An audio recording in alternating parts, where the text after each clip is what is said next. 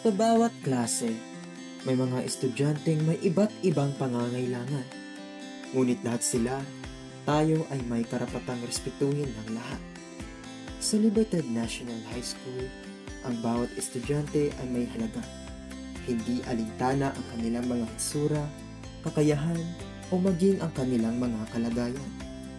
Lahat tayo ay may mga kanya-kanyang talento, mga pangarap, at ang bawat isa ay may karapatang matutunan at maranasan ang mga oportunidad na hatid ng ating paaralan.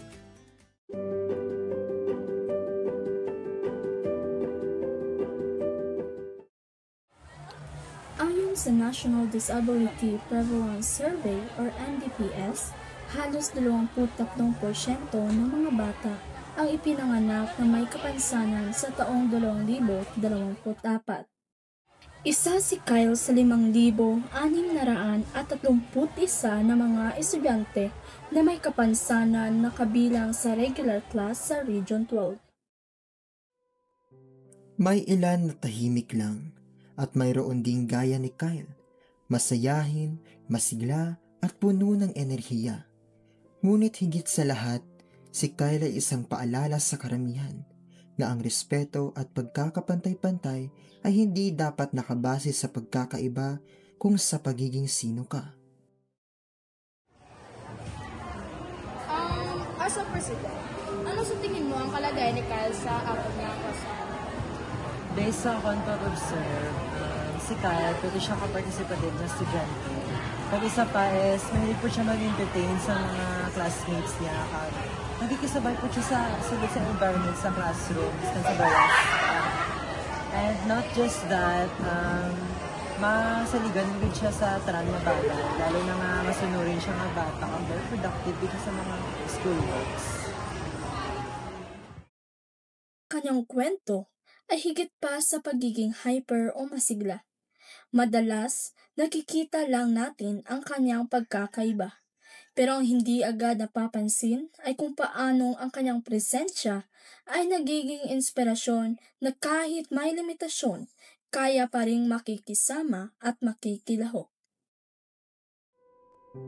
Hindi madali ang landas ni Kyle.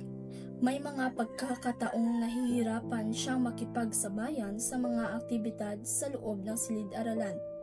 Ngunit dito, lumalabas ang respeto at pagkakapantay-pantay ng bawat estudyante. Sa pagtutulungan at pag-unawa, ang mga hamon ay nagiging pagkakataong ipakita na walang sinuman ang maiiwan. Pagkakapantay-pantay ay hindi lamang salita. Ito ay aksyon. Nagsisimula ito sa pagtanggap.